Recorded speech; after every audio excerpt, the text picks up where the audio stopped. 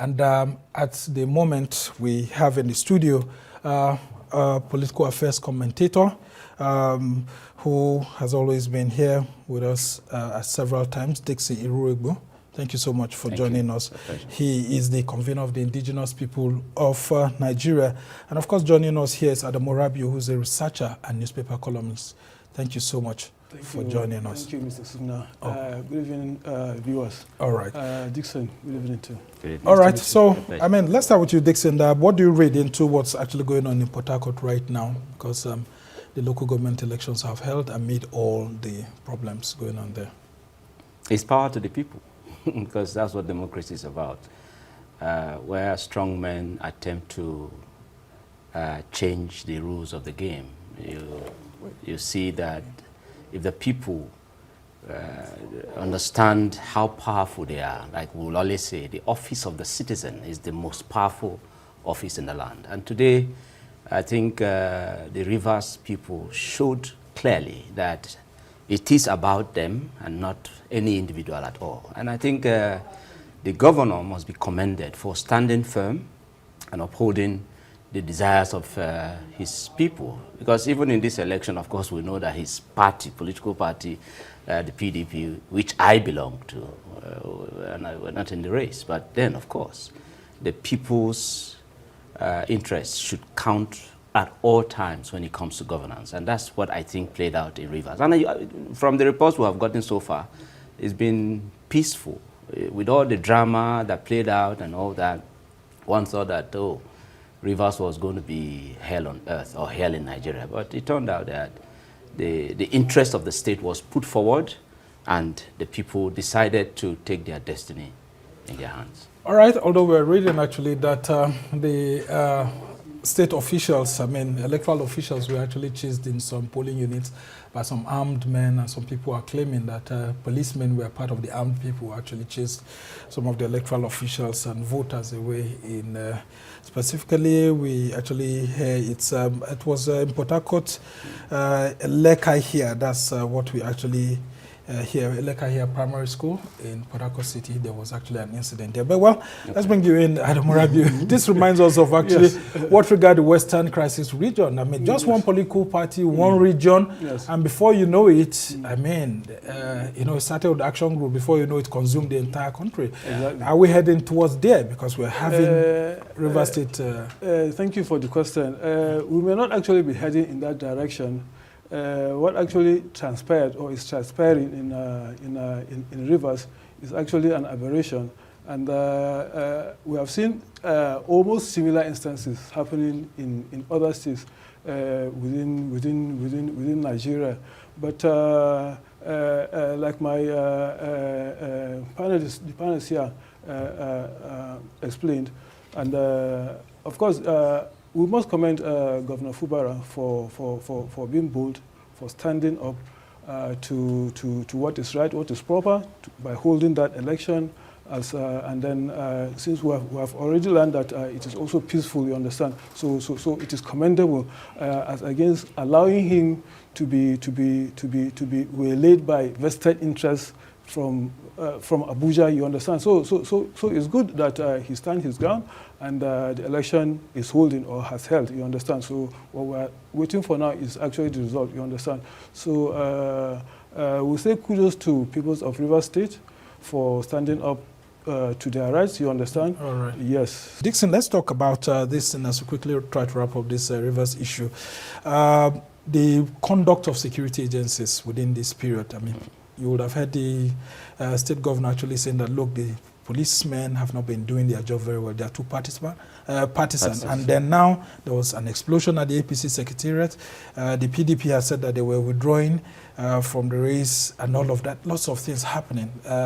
How do you think that the police have behaved under the circumstance? Because the IG also issued a statement saying that the governor, Sim Fubara, has been more political actually with his statements.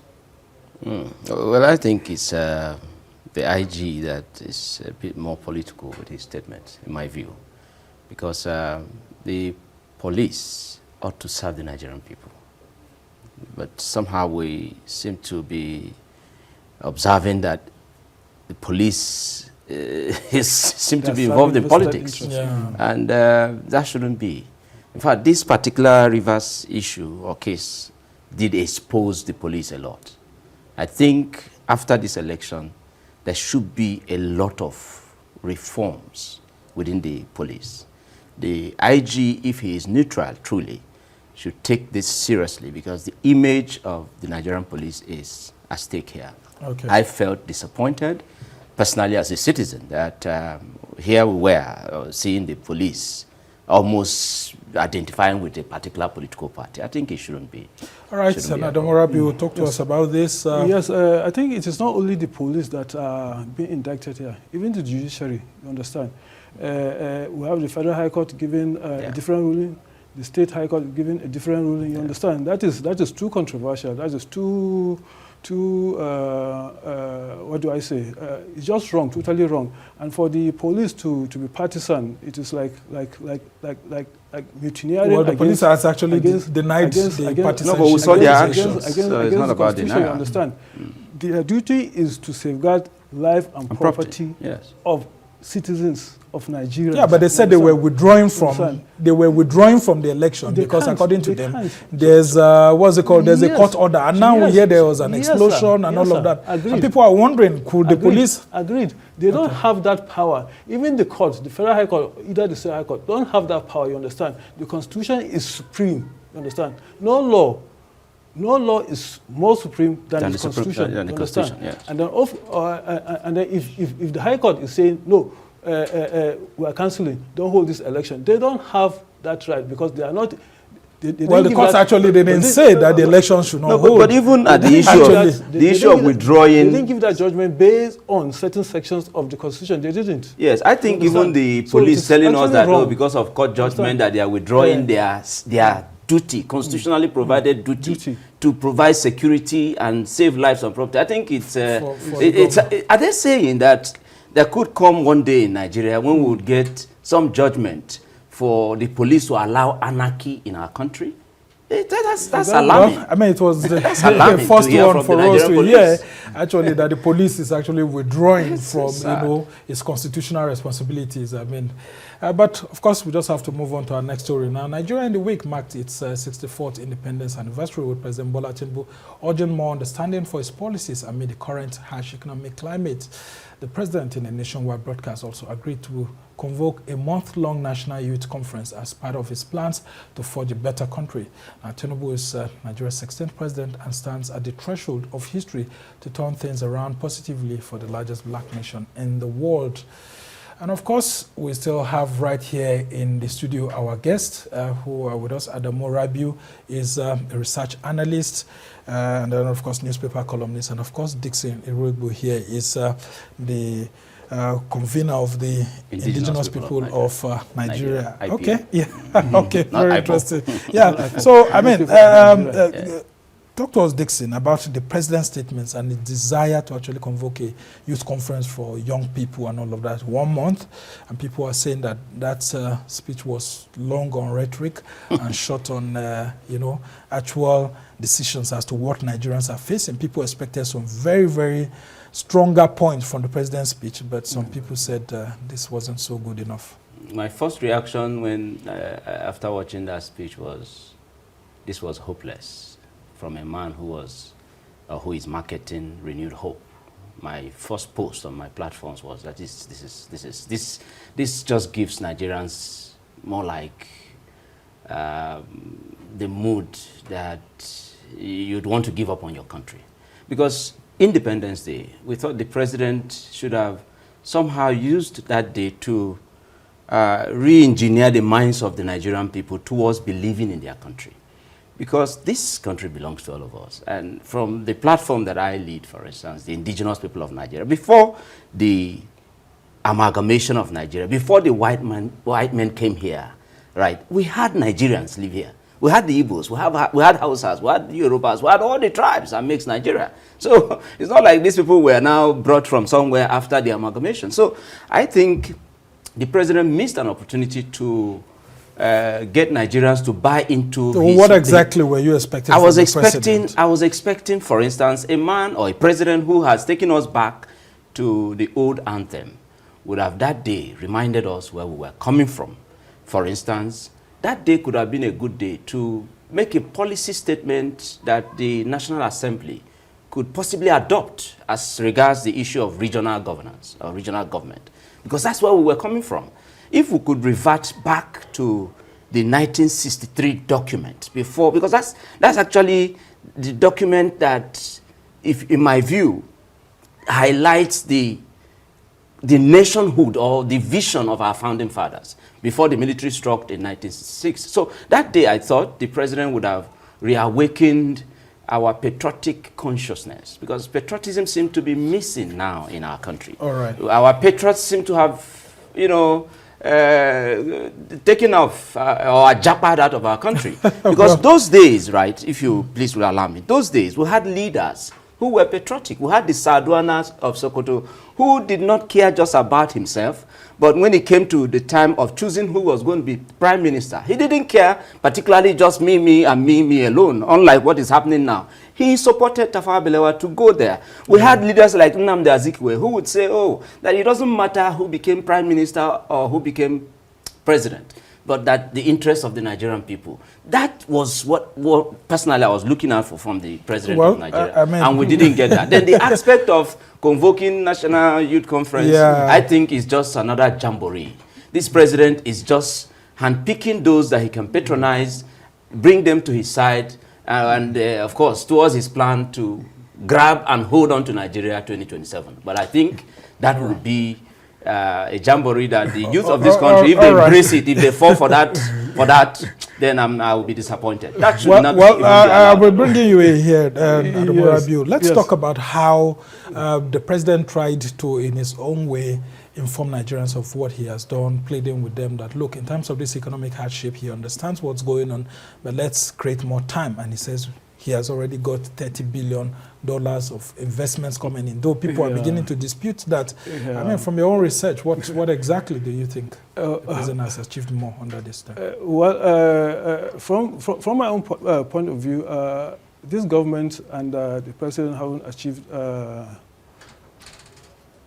30% or less than 30% of what my expectations were before this government came on board. You understand?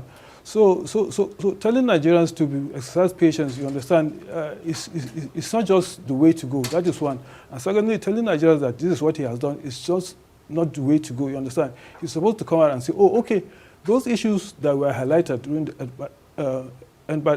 governor's protest, you understand, and then subsequently, you understand, okay, yeah, fuel, okay, this is what we're doing.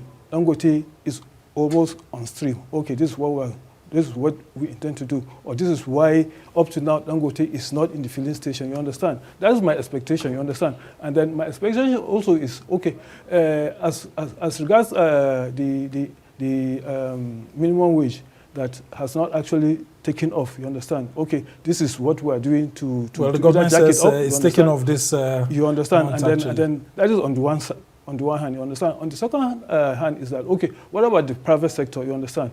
Okay, government knows how it's getting its own money, but what about the private sector? Where are they going to get their own money to make sure that they maintain that 70,000 minimum wage? You understand? It is just so absurd. You understand? Because the Minister of Labour, I read somewhere recently that he said that 70,000 is a law now. So all establishment must abide by that. You understand? Okay, I'm a private citizen. You understand? I have a company. You understand? And then I have employees. You understand? So how much am I supposed to pay them? 70,000. So where am I going to get that 70,000 from? Where is the business in the land? You understand? Dollar is crazy, like 1,700 naira to the dollar. You understand? Eh?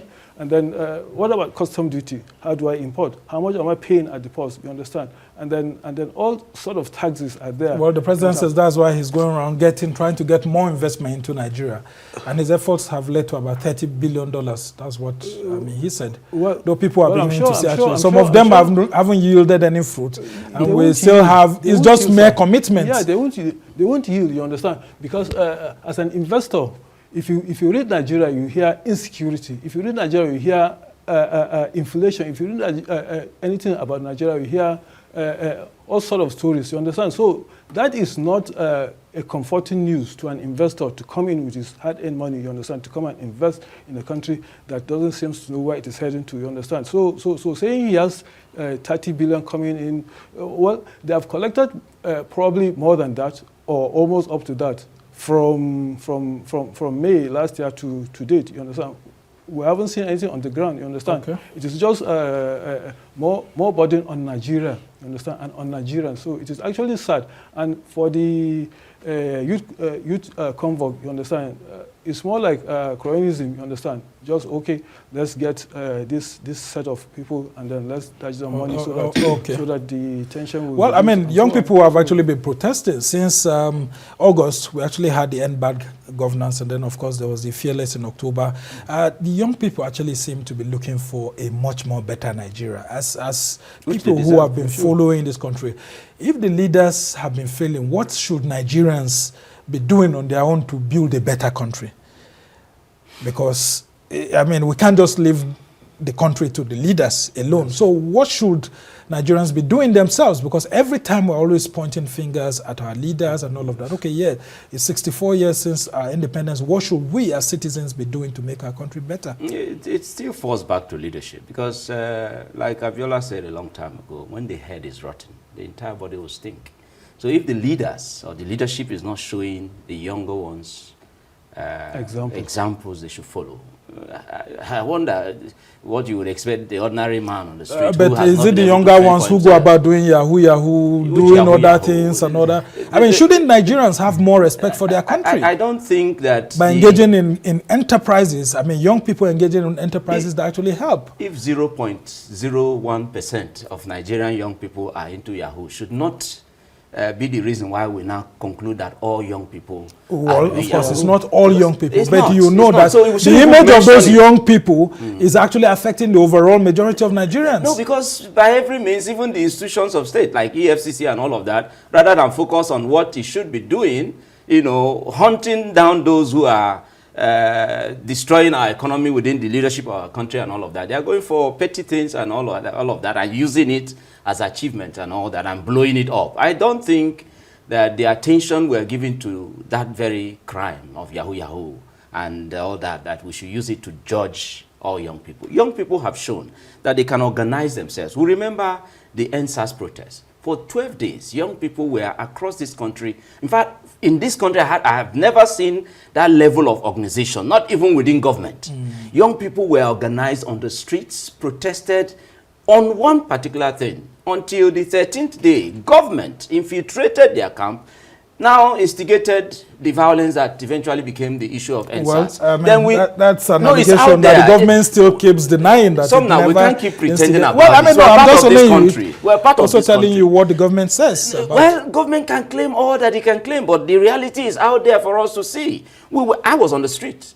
Both for NSAS, I was on the street, both for End Bad Governance and the last one, the Fearless. Yeah, the Fearless I was there. October. Because by every means, that is our right. You can't smack a child. Yeah, but what are you doing on your own to contribute to the development of the country? That's what I'm saying. What we are doing. More Nigerians complain more than providing solutions or acting the solutions out. Are you saying that it is the duty of the ordinary citizens to now begin to profile solutions to this country? Of course, you're still part of it. Are we the ones that will determine how much a bag of garri will be in the market? No, but the thing is that shouldn't people engage more? We're engaging. Because what the government is saying, actually, Dickson, is that, look, more Nigerians are not patriotic to their country. Because if they are, they wouldn't be engaging in more things that actually cause more problems. It is actually the other way around. The leaders of this country are not patriotic at all. Just like I reeled out. We remember the leaders that founded Nigeria. We know the sacrifices they made for the Nigerian nation to take off and all that. None of them was about the individual self. Okay. But what we are seeing today from our leaders is the greed of self. They keep grabbing, and even the ones they don't need, they keep holding on to it. Right. So by every means, we shouldn't put it to the table of young people. Leadership still remains the problem. Yeah, but of course, I think the president has identified this, that some sort of solutions could come from young people. That's why maybe in his own wisdom, he has decided that, look, let me listen to the young people this time around. And so how do you think that young people, Rabiu, how do you think that young people could take advantage of this and say, Mr. President, this is what we are doing to make Nigeria great, and this is what we could do better if the government or those in power actually support us more. Yes, there are a lot of things that the young people are doing and could do going forward, you understand. But are the required enabling environment available, made to them? Exactly. You understand? First of all, you need to show patriotism. So is it there? You need to show people that, okay, I am patriotic, so that it will also drill down to others, you understand, so that they will also be patriotic, you understand. You need to show them that, okay, you are selfless, you understand. It is the country and nothing more. Nothing more, just the country, you understand. So if you don't show those examples, then whatever it is that people will try to do, or the young ones will try to do, you understand, you will see that it is almost an effort that might not yield the desired result, you understand. Okay, recently, they said Nigeria is going to Silicon Valley, the Nigerian startup house, you understand. This is a Nigerian property that has laid fallow for over 15 years. Nobody has touched it, you understand. Only God knows how they have been managing it. Probably they have been collecting money, saying for renovation and so on, only to tell us now that this is in disrepair, you understand. It is in San Francisco, and it's supposed to be a startup for Nigerian use. You mentioned about the Yahoo Yahoo. My expectation is that, okay, that should be a project to tie down to these young ones that are saying that the government is saying they are doing Yahoo Yahoo, so that channel their intellect, their intelligence in that direction. But, all right, but unfortunately, there's no blueprint on the ground to show that is why the government is going. So the environment is just not there. They want to do more, you understand, but the environment... Yeah, but that's why I asked, how could the young people take advantage of this? Because the president seems to be listening. If you listen to his speech very well, he actually felt concerned, maybe by the protests in August, and then, of course, the recent one. If you look at it, you see that they are moving all over the world, you understand, raising capital. How could they take advantage of this conference now that the president is saying for 30 days to send? Let me come in a bit, this particular please. Conference, you understand, it is not going to achieve the intended purpose. Our own intended purpose, you understand. They have their own objective. They have their own mindset. Who are the they and who are the the conveners? Yeah. The president and his team. Exactly. All right. Like I said, we have seen how these young ones were able to organize themselves during the protest, you understand. But okay, you are supposed to call the organizers of that particular thing. Well, they were faceless actually, Rabiu, because we are out of time. Let me bring Dickson back. Talking about leading by example, look at the president who is just gone for vacation. Where is he? Far away in London. Well, we have places he could have had that vacation. That's leading by example. I mean, it's been the elite culture in Nigeria, and people just keep wondering why that happens. We can't keep doing the same thing and expecting a different result. That's why this madness is in our country, and you want to now put it on young people. I take exception to the attempt to now put the blame on young people. Well, nobody is putting it. My thinking is that from young people. Yeah, I mean, the president think that maybe he's not getting enough advice from his team. And he's asking that, look, young people I now want to listen to you. So I'm giving you 1 month. The end hunger protest, for instance. We gave enough notice, at least more than 2 months notice that this was going to happen. Yes. And then these were our demands and all of that. The president, after the whole thing, after calling these different groups of people, including the royal fathers in this land of Nigeria, in fact, the true custodians of the authority of Nigeria, in their midst, the president told them that he bought the seat of power with his resources. How much is Nigeria? So that's no.